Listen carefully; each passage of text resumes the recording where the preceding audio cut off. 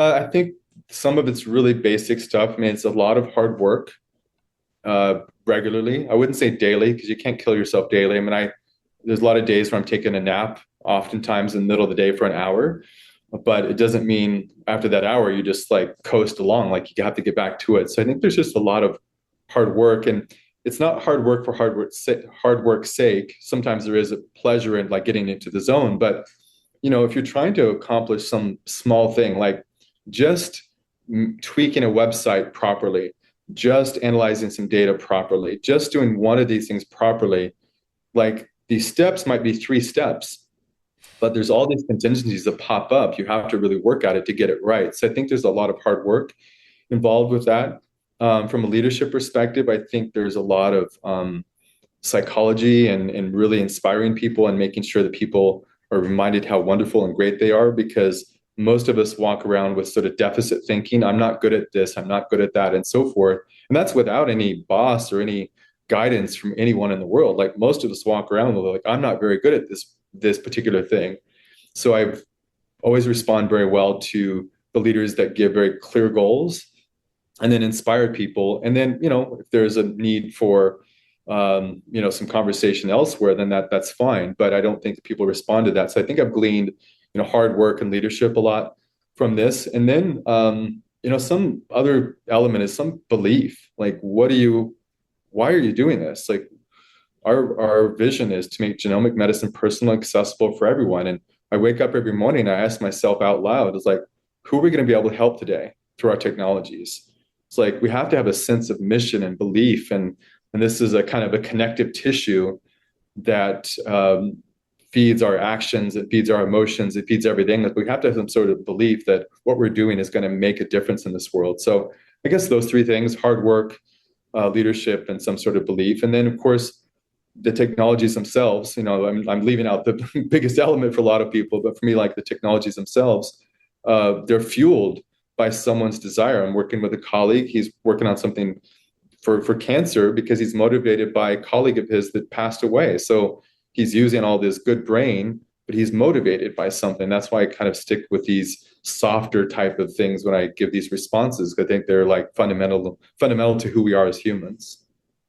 Yeah, I definitely think that these additive lessons that we all have in life, provide a great platform for all of us to not only differentiate ourselves, but also to differentiate the organizations that we're trying to build, or the companies that we're contributing to, or the science that we're contributing to. I feel like there is there's an overarching, sort of theme that I've found through doing all of these interviews, that, the path that somebody has taken to get to the point that they're at, not only makes them unique, but it also sort of, helps them point the next direction that they're going to go as well. And so, thank you for sharing that. I appreciate it. Yeah, thanks, Don. No, I love the conversations as well, and learning like why someone has got to the point where they are and why they're doing what they're doing. So I appreciate the same thing. Yeah, absolutely. So can you share some of the innovative projects that you're working on at UGenome, and what are you currently proud of? Yeah, well, I'm currently very proud of. And I don't know if you can see it perfect. Can't see it too well. It's an at-home test kit, so it's personalized medication service. And so there's a lot of genetic tests out there. We're working with our partner Plexus DX as well. And so you can do an at-home test kit. I did it a couple of days myself. It's a cheek swab, not even a nose swab. And within a couple of weeks, I'm going to be able to get a readout of my genetic profile in terms of medications. And so as a person who's had 2 kidney transplants, I take anti-rejection medications, and it's been pretty stable and so forth, but that doesn't mean that's going to be stable for the rest of my life. So it's going to be good to get a sense of which medications to take, which ones to avoid, but have some real power, and feel empowered knowing that these are medications that I should take, and so forth. And in terms of the market, the real big problem we're trying to address with this personalized medication service and the companion software tool we're building called Propex is adverse drug reactions. The big numbers here are 106,000 people die every single year. 1.3 million people go to ER visits because of an adverse drug reaction. 350,000 people are hospitalized. And the number is striking. It's a $500 billion cost. It's the size of the economy of Sweden. Now, we know there's other people doing some great things out there as well, but we're really excited that we get to help a human be empowered by medications to take and which ones to avoid. And back to the same thing I said earlier, it's one thing to think of like these fancy treatments for X, Y, and Z, but so much of our treatment comes from a medication. It's the miracle of pharmacology. And I think the 21st century, one of the great tools we have is pharmacogenomics is saying, you very specifically, Don, respond to this specific medication in this specific way. We can give you an enterprise level solution quickly. And that's miraculous. And if we're a small part of that and earn some revenue from that and for the partners that we're going to work with, but fundamentally help another human being, that's very exciting. So I'm most excited right now about a chance to make some revenue, learn from the market, and then make our software products even better. Yeah, the one, I mean, from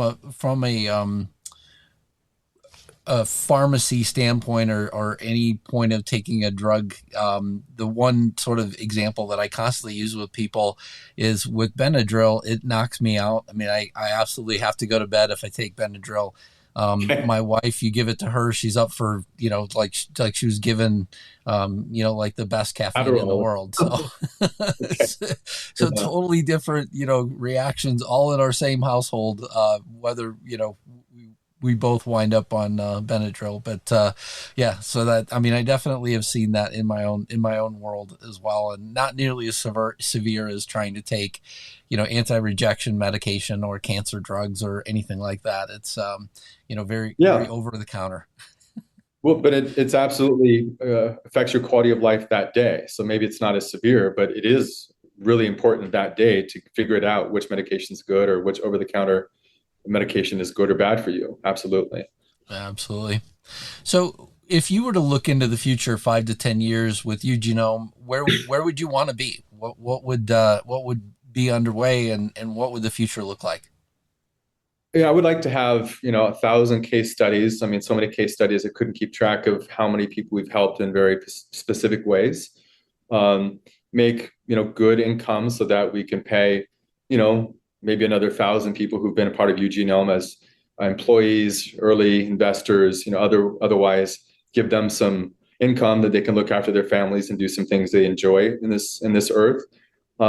Maybe sell the company, or maybe just then go to another company that has even greater potential to make an impact. So I don't see this as a one-off. I mean, this is sort of like I talked to a founder yesterday. He mentioned this is like a vocation for him, and it's probably me at this point too. Like I'm 7 days a week. I wake up thinking about it all the time, and I really hope that like person like Dr. Jaden Lee, who's our chief genomics officer, like learns all these cool things from this experience, and then he develops his own really cool things at some point. Dr. Peter Bannister does amazing things at some point as well. He'd already done lots of amazing things. Kamal and Ben Stansfield and Karina and 25 other people I can mention, Alan Kohler, Miley, really incredible people at UGenome. Hopefully that they're inspired through this experience to stay with UGenome if that makes sense, or do incredible other things on their own through this experience that we're co-creating together as a group of people. So, I see a lot of good things. It's kind of like the citrus garden behind me. I want all these trees to grow. Yeah, absolutely. I find it interesting because I tell my wife all the time, like, if we lived in a warmer climate, I would certainly want to plant all sorts of things that we buy from the store in our backyard. So Yeah. I could see that as well. Yeah, yeah, absolutely. No, I don't know, Don. I mean, I'm looking. I'm also trying to just to enjoy this daily experience because it's so easy to discombobulate yourself and have this separation. Like someday we're going to do X, Y, and Z, but someday maybe you will do X, Y, and Z. But did you enjoy it?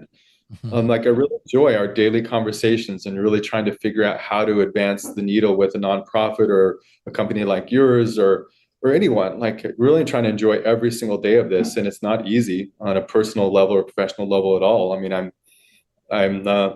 I put myself on the line. I'll just put it like that. But would I do anything else? No, I wouldn't. And I really want us to be successful at fundamentally help another human live better, because that's lots of humans I never met generations before me toiled away in a lab somewhere late at night, whenever it was, whatever their life was going on.